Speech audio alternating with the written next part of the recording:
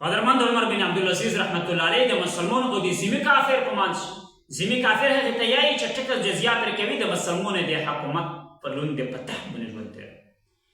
د حقوق برابر دی د څنګه د حرا علاقې مسلمان ورچکش دا کافر یې مړ کړ عمر بن عبدالعزیز ورته فرمایي شاباس قاتل ونسی ای کافر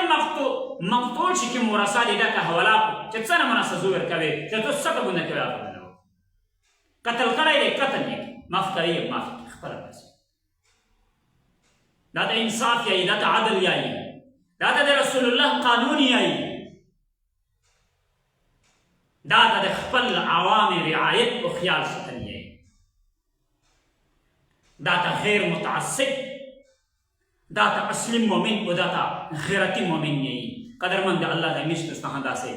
غیرتمند گورنرون داسې غیرتمند بادشاهون صدرون د الله نصیب کو وما علینا الا البلاغ